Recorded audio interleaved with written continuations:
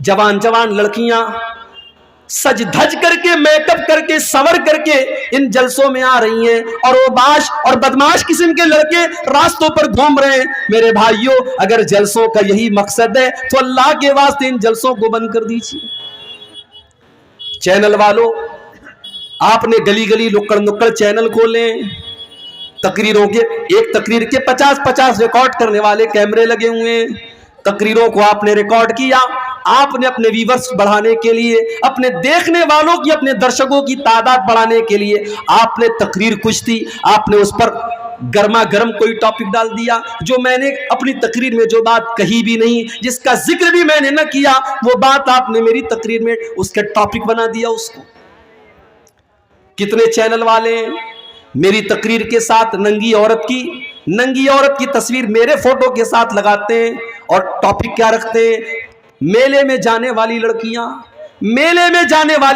یہ ٹاپک لگاتے ہیں، اور ایک بیہودہ اور عریاں لباس پہنے ہوئے ایک لڑکی کی تصویر میرے بغل میں لگاتے ہیں۔ لوگ واٹس ایپ کر کے مجھ سے پوچھتے ہیں مولانا صاحب اس کا کیا جواب ہے آپ کے پاس؟ میرے پاس اللہ کی قسم کوئی جواب نہیں ہے۔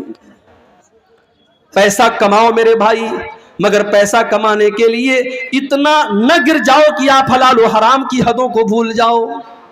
اس چیز کا بھی آپ کو حساب دینا پڑے گا۔ آپ نے تقریر کے اللہ اور اس کے رسول کی باتوں کو سننے والی چیز کے اوپر آپ نے اتنا گندا تھمبنیل لگایا ہے، کل آخرت میں آپ کیا جواب دیں گے میرے بھائی؟ اللہ نے قرآن میں فرمایا ان الذین یحبون ان تشیع الفاحشۃ فی الذین آمنوا لہم عذاب علیم فی الدنیا والآخرہ، جو لوگ ایمان والوں کے درمیان بے حیائی کو پھیلاتے ہیں، والگیرٹی کو پھیلاتے ہیں، ننگے پن کو پھیلاتے ہیں، ان کو آخرت میں جو عذاب ہوگا ان کو دنیا میں بھی دردناک عذاب ہوگا۔ آپ نے ننگے پن کو پھیلایا، آپ نے اوریانیت کو پھیلایا، اس سے تو اچھا تھا بالی ووڈ کی ہیروئنوں کے انٹرویو لے لیتے، اس سے تو اچھا تھا بالی ووڈ کے گانوں کو ریکارڈ کر کے اپنے چینل پہ ڈال لیتے، کم سے کم تقریریں تو بدنام نہ ہوتی، کم سے کم جلسے تو بدنام نہ ہوتے۔ کیا ہو رہا ہے میرے بھائی؟ جلسوں کے نام پر کیا کیا ہو رہا ہے ہمارے یہاں، کیا کیا خرافات ہو رہی ہیں، اتنے جلسے ہو رہے ہیں، مگر ہمارا نوجوان نماز سے آج بھی دور ہے۔ اللہ نے فرمایا لا تلہکم اموالکم ولا اولادکم عن ذکر اللہ، مال کے چکر میں تم اللہ کو بھول نہ جانا، اولاد کے چکر میں تم اللہ کو بھول نہ جانا۔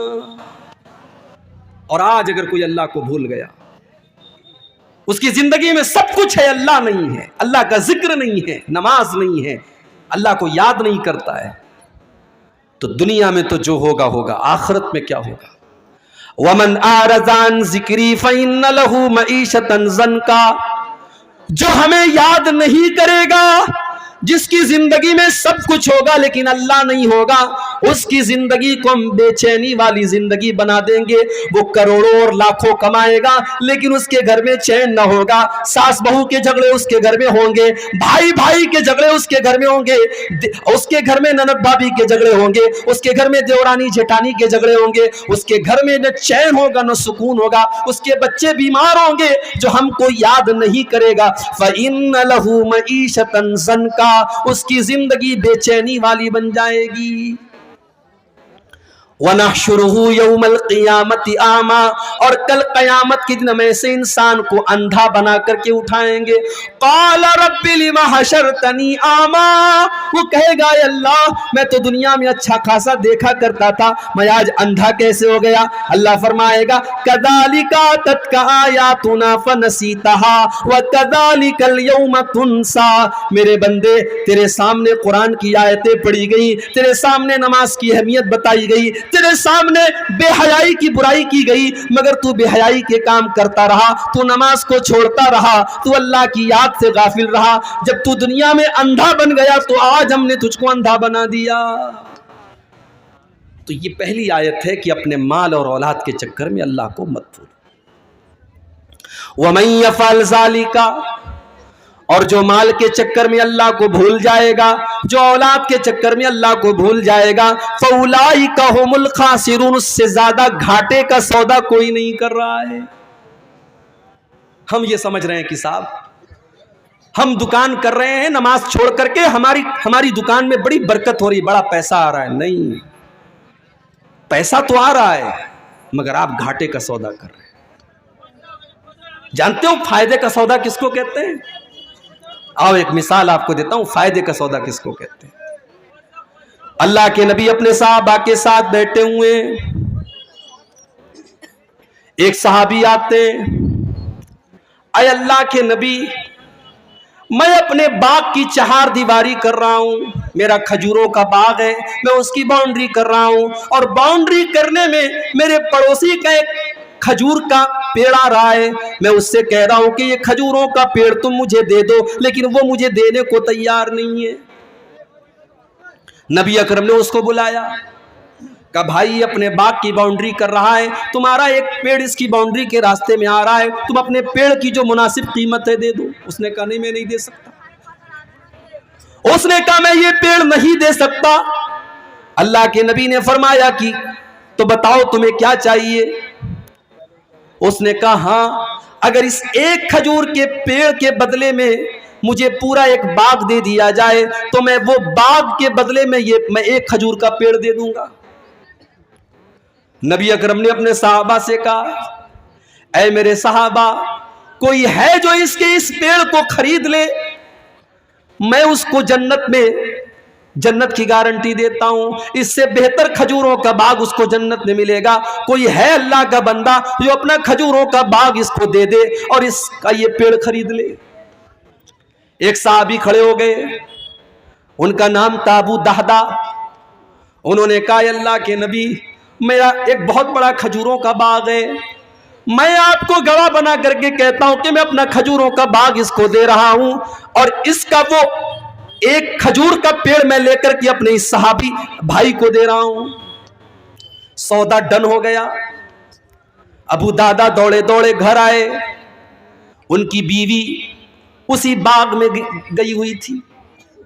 مسند احمد کے الفاظ ہیں، حضرت ابو دادا باغ کے دروازے پر پہنچے اور بیوی کو آواز دی، اے ام دادا، اے میری بیوی، تم جلدی سے اس باغ سے نکل جاؤ، یہ باغ میں نے اللہ کی راہ میں دے دیا ہے. اے میری بیوی، میں نے ایک کھجور کے پیڑ کے بدلے میں اس باغ کو خرید لیا ہے، اس باغ کو بیچ دیا ہے، اور مجھے اللہ کے نبی نے اس پر جنت میں اس سے بہترین باغ کی گارنٹی دی ہے. آج کے دور کی عورتیں ہوتی تو شوہر کی یہ بات سن کر کے 4 باتیں سناتی کہ آپ سے بڑا بیوقوف کوئی نہیں دیکھا، آپ سے بڑا اسٹوپڈ کوئی نہیں دیکھا کہ آپ ایک پیڑ کے بدلے آپ اتنا بہترین باغ آپ بیچ کر کے چلے آئے. آج کی عورتیں ہوتی تو 4 تانے مار دیتی. لیکن میری پیاری ماں بہنوں، نبی کی صحابیات کی زندگی بھی کیا زندگی تھی.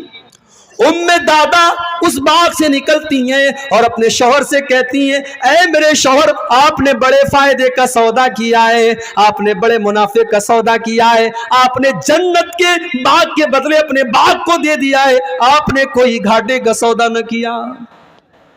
یہ تھے صحابہ. ایک اور صحابی تھے، ان کا نام تھا صہیب رومی.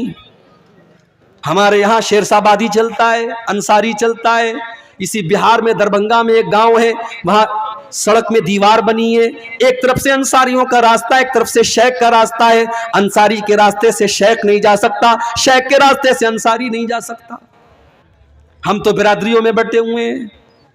ٹھیک ہے، برادری ہے تو ہے، لیکن برادری کوئی فخر کی چیز نہیں ہے. شیرسابادی یہ سوچے میں شیخ اور انصاری اور خان سے اچھا ہوں، خان یہ سوچے میں انصاری سے بہتر ہوں، انصاری یہ سوچے میں فلاں سے بہتر ہوں. یہ اسلام کی تعلیم نہیں ہے. ان اکرمکم عند اللہ اتقاکم.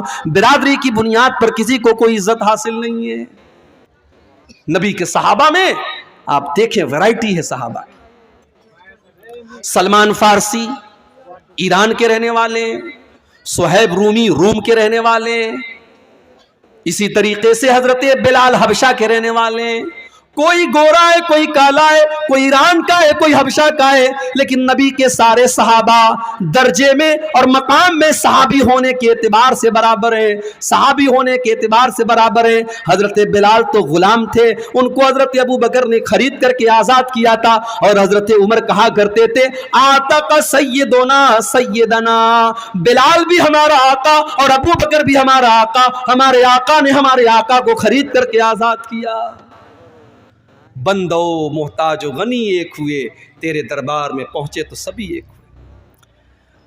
اگر اللہ نے آپ کو توفیق دی ہوگی، آپ نے حج کیا ہوگا، آپ نے عمرہ کیا ہوگا، آپ نے دیکھا ہوگا کہ اللہ کے گھر کا طواف کرنے میں گورے اور کالے کا کوئی فرق نہیں، انصاری اور شہرزابادی کا کوئی فرق نہیں، امیر اور غریب کا کوئی فرق نہیں، سارے کے سارے لوگ ایک ہی آواز دے رہے، لبیک اللہم لبیک کی صدائیں دے رہے، ایک ہی آواز